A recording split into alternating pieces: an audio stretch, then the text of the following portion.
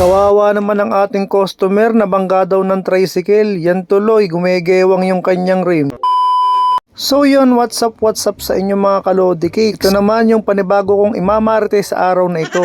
So ito na nga po mga idol for today's video. Habang kainitan po ng tanghali, may pumunta po sa aming customer at ipapaayos niya po yung kanyang bike. So itong mga lods ang unang naapektuhan sa pagkakabangga ng tricycle sa bike ng ating customer. Ito pong panglikod na rim. Buti na nga lang po mga idol at hindi po ganong kalakas yung pagkakabangga sa bike o dito sa rim ng ating customer. So yan mga idol, makikita po natin na may mga umuuga-uga po na mga rayos.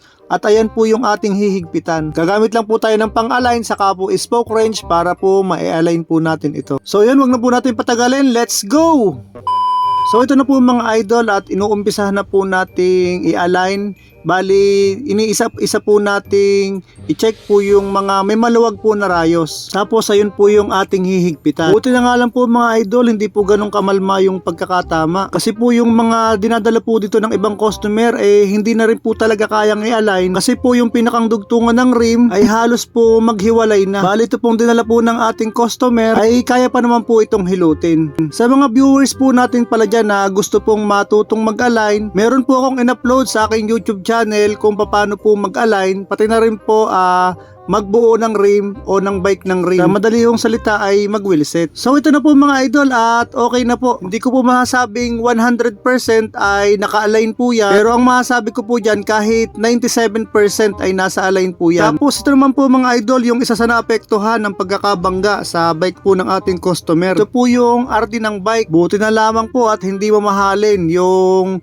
RD ng bike ng ating customer. Pero kahit paano po sayang pa rin talaga. Ay syempre dahil hindi naman pare-parehas ang estado ng buhay ng mga tao. Bali mga idol, ang nasira naman po sa RD na ito po yung pinakang hook niya na nagko-connecta sa RD saka po sa frame na kung tawagin po ay parang RD hanger yan.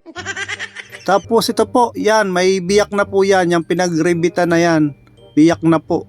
Kung tutusin ay kaya ko pa itong remedyohan. Kaso naman natatakot daw po yung ating customer. Baka mamaya kapag ginagamit o habang nagbabike ay dun sumpungin at dun po masira. So yun mga lods, ito na po yung bago nating ikakabit na RD. Ang gagamitin po uli natin itong may hook type kasi wala po siyang kabitan ng RD dito po sa kanyang frame. I-hook lang po natin yan dito sa may pinakang ehe. So yun mga lods at ito na po, okay na. Naikabit na po natin. Bali ito po kasing bike na ito ay dati nang galing ito sa amin o dati na pong ipinagawa dito. Dati ito ay naka single speed. Kaso ang gusto ng customer ay lagyan daw ng kambyo. Dahil naman yung pinakang frame niya ay nakabuka, tingin ko po ay kaya po na lagyan ng 8 speed na sprocket. Kaya nga ito nalagay na po natin yung 8-speed na sprocket. Tapos ang ginamit nga lang nating RD dito dahil wala nga pong kabitan yung kanyang frame ng RD,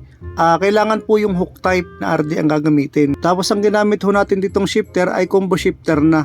Tapos yung hose po na ginawa po natin dito ay nakadiretso na po. So ito na po mga lods at okay na po. Itinotono na lang po natin kasi nga nagpalit po tayo ng RD. Muli po pala ako nagpapasalamat sa lahat po ng mga viewers. Pati na rin po yung ating mga loyal customer dito po sa aming shop. Sa mga magtatanong po pala kung saan po yung aming shop, dito lang po kami sa number 31 Central Avenue, Barangay Culiat, Quezon City.